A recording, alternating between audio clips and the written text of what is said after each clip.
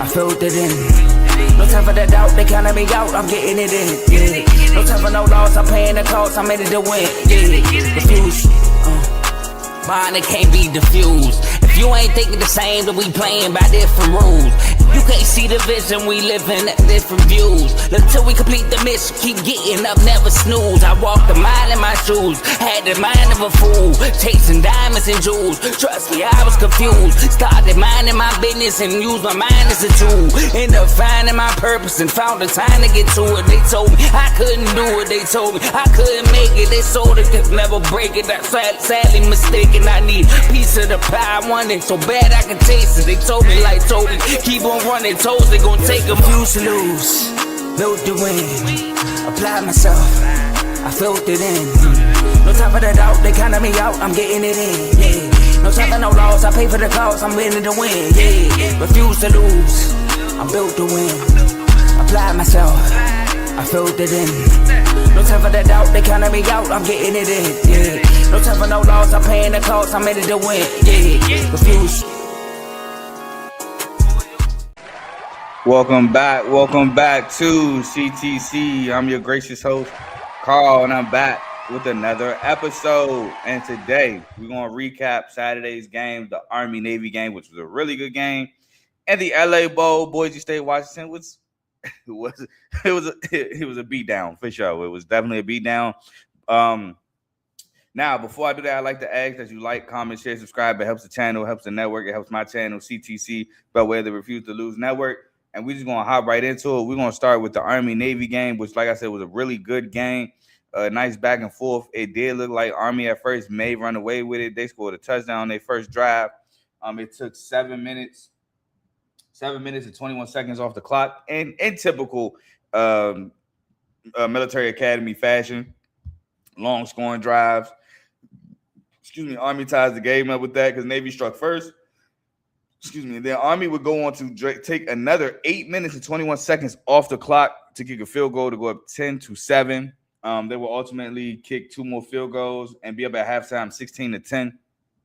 Like I said, man, Army was just tough to stop. Navy did throw an interception leading to that last Army interception.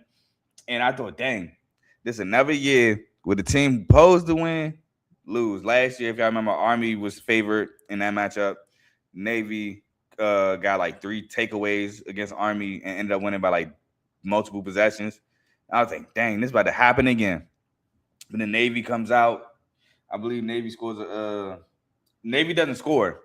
But then Army throws an interception. Navy scores on 4th and goal. But the play before that was insane. So Navy gets it down to like the 1 or 2 yard line. They try to run a tush push with Blake Horvath. And then out of nowhere, you just see the ball comes out the pile.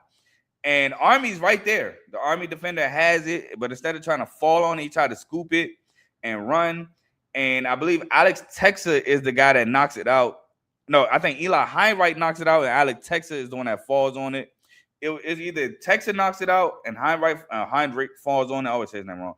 Or Heinrich knocks it out and Texa falls on it. But either way, heads-up play by the Navy offensive player to knock it out and fall on the ball, leading to a 3rd and goal from like the 8, which was incomplete. And I thought Navy gonna kick this and then try to get the ball back. But no, on 4th and goal from the 8, Navy goes for it.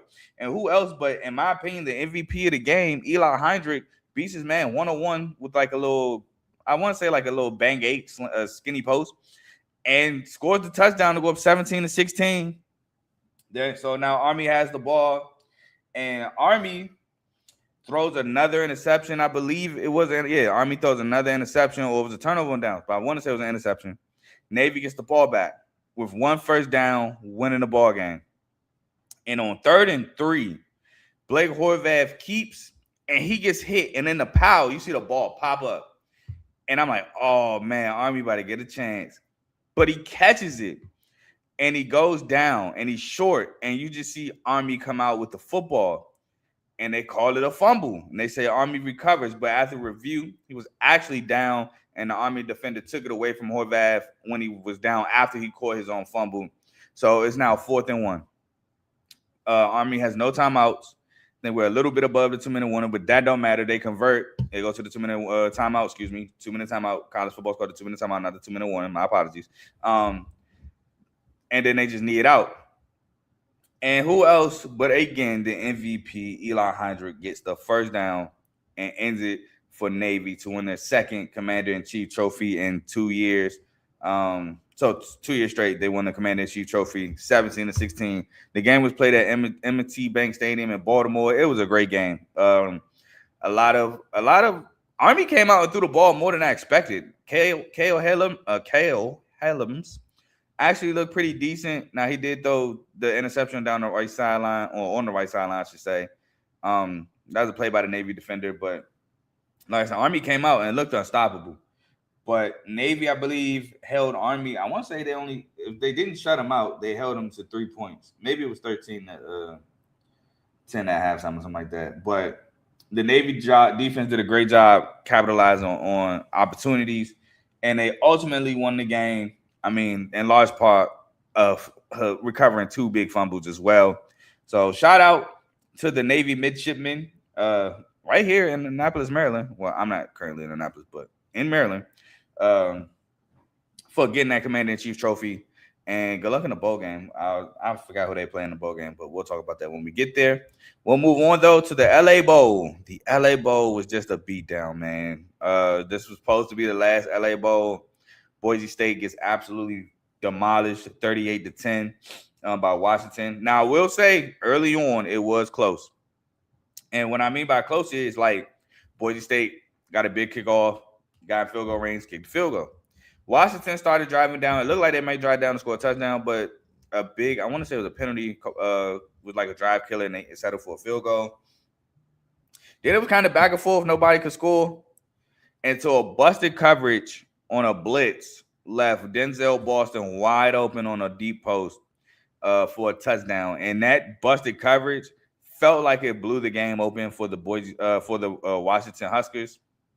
Now, they did say that on the sideline, Spencer Danielson, said that, hey, man, we was in this game up to that busted coverage, like stay in it. But that busted coverage, it just seemed like it killed the momentum of Boise State, because then the interceptions came. Then more touchdowns came. Damon Williams just started going on a tear. He finished the game with 4 touchdowns. He went on a tear. Yeah, man, it was just a great game. And I don't know if they announced the bowl game MVP. I didn't watch the end because it was just a blowout. Really, for real. Boise State only scored them 3 points. They scored a garbage touchdown with like a minute and some change left, down 31-3. So, I mean, I give them that. But I didn't watch the end of it. I watched like to the third quarter. But my opinion, the offensive MVP to me, I know Denzel Boston got 6 catches, 126 yards and a touchdown, but I think it's Damon Williams, 15-24, 215 and 4 touchdowns. Now, granted, Denzel Boston has most of his yards, but he still threw 4 touchdowns in a day. So I think Damon Williams was the MVP. But yeah, that play just blew everything open. I mean, it was 24-3 at halftime. They came right out the gate at the second half, got the ball and took that joint right down the field and scored. It was just it just blew everything open. Boise State finished with 5 interceptions, 3 from Cutforth, 2 from Madsen. It was just, man, once that busted play happened, it just was over with. So shout out to Washington for winning the LA Bowl, getting a big W there. Unfortunately, the last LA Bowl, it was a blowout, but we'll move on. I just put 3 major performers down because I just felt like they still need to be recognized for their play. And the first one, if I can get my sound ready. I put him here because he's the MVP. His stats not going to amaze you, but to me, he was the MVP of the Army-Navy game, so I put him here. And it's Eli Heinrich.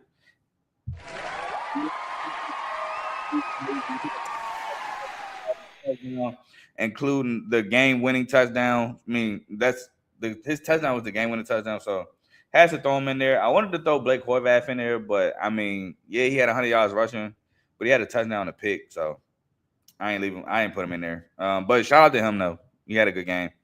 Denzel Boston. I said earlier. And Damon Williams, Jr., quarterback for Washington, 15-24, 215 yards and 4 touchdowns on the day for him. So shout out to those 3 players, man. Good W. I mean, good Saturday football there.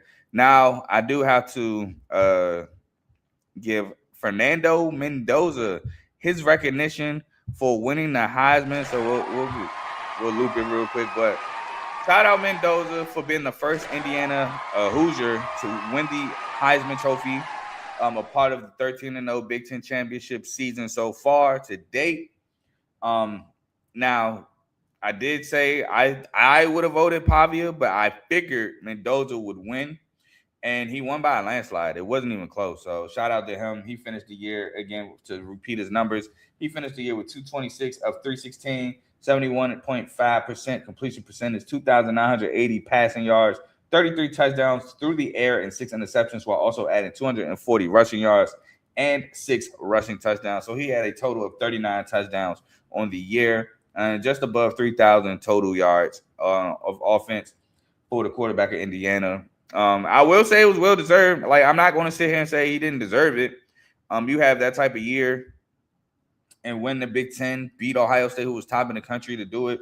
And I mean, they largely beat Ohio State due to him and Charlie Becker's connection in the game. So shout out to Fernando Mendoza for winning the Heisman. So that wraps up the show, recapping both games. Please like, comment, share, subscribe. Like as always, to the channel. It helps me out. It helps the network.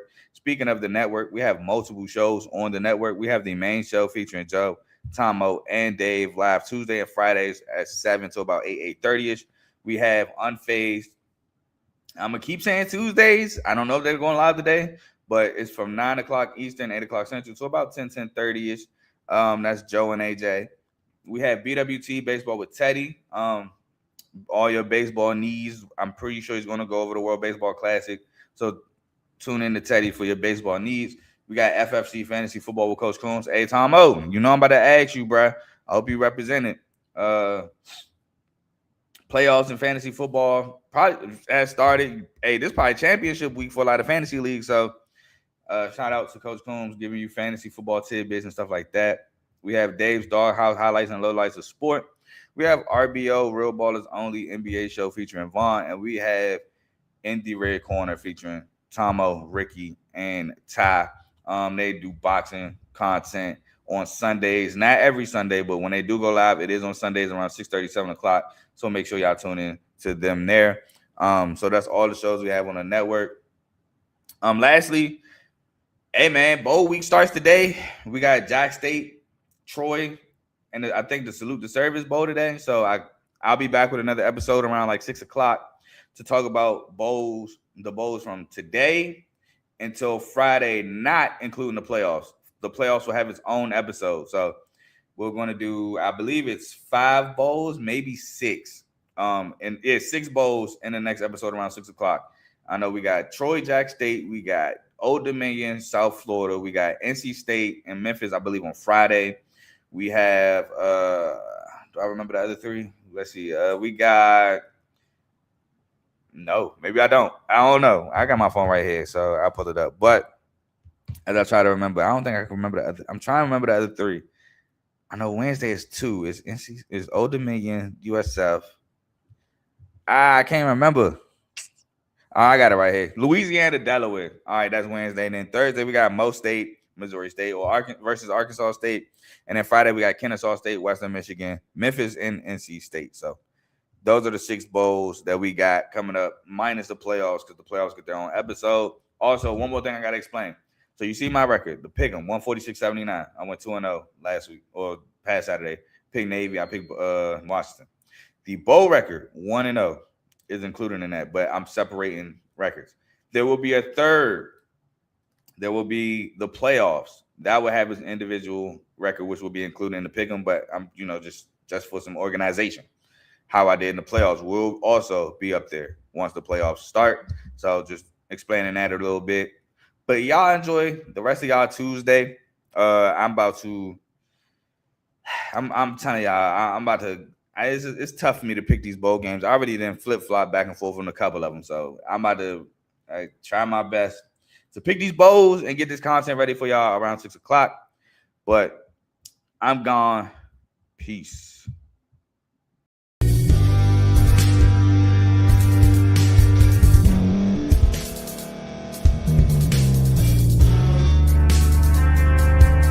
Thank you for staying to the end. If you're watching this on YouTube, please like this video, subscribe, and also hit that notification button so you can be notified next time we put out a video. If you're listening on any podcast platform, subscribe and hit that notification button, y'all, so you can be notified we put out another podcast audio. And last but not least, hit that share button. No matter what you're listening to or watching it, hit that share button and send it to somebody that you know that would love to watch this episode you just listened to. So once again, thank you for staying to the end, and we'll see y'all in the next episode.